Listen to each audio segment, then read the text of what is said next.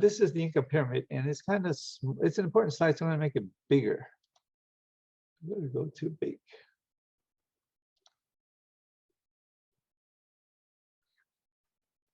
And oops.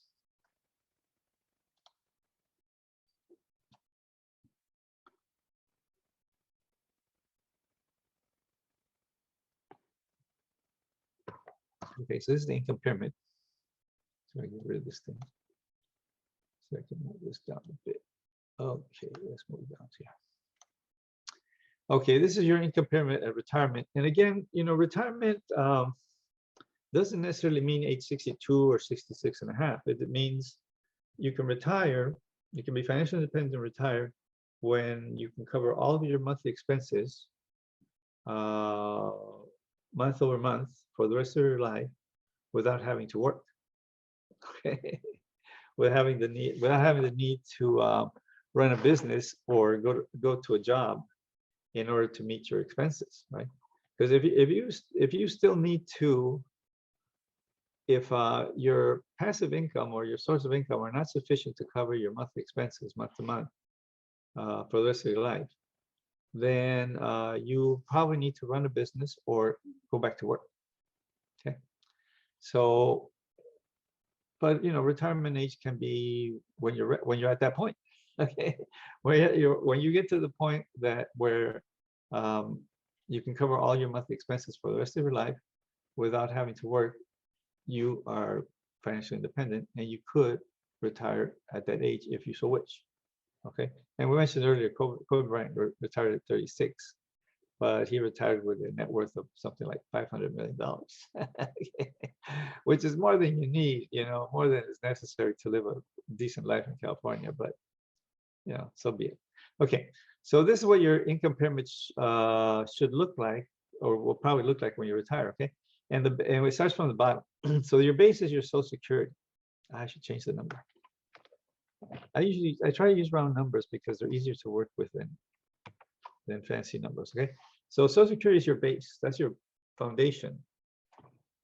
But we know that $17.45 a month is not sufficient in California to live a good life. That's the life of the student. So you're going to have kind of a meager life with that. Okay, then maybe you have a pension, and I put $1,000 because it's a round number. Okay, so now you're at $2,700 a month if you have a Social Security and a pension. Then maybe you have 401k, which would have been provided by your employer and yourself, or maybe you open an individual retirement account. Maybe you invest in mutual funds or an index fund or an exchange traded fund, or you invested in bonds or in stocks or in commodities like gold or silver, or maybe you invested in an annuity, or maybe you have real estate that you can that is either rental or that you can sell for cash, like spending money. And then number 13 is you might have to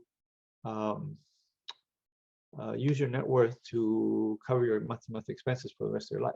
Meaning, like, you liquidate everything. Okay, you sell everything you have, you invest your money, and then you spend it down little by little, month by month. That's what I mean by that. Okay, so these are all, you know, more or less passive sources of income. Okay, up to net worth.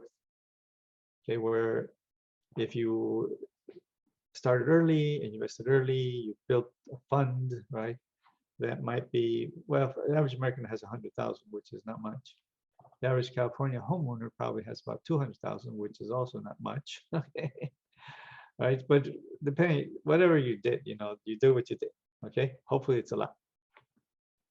But if this is not sufficient to cover your monthly expenses, then maybe you're going to have to run a business, which is quite stressful, or it's a lot of work, and or go back to work, which can be quite strenuous.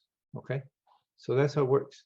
So in a sense, I think it behooves you to invest in all these, in some, maybe not all, but in some or most or even all of these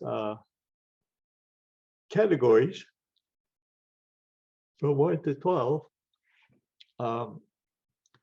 to try to retire, to try to become financially independent, and to retire ecstatic, okay, or euphoric. right?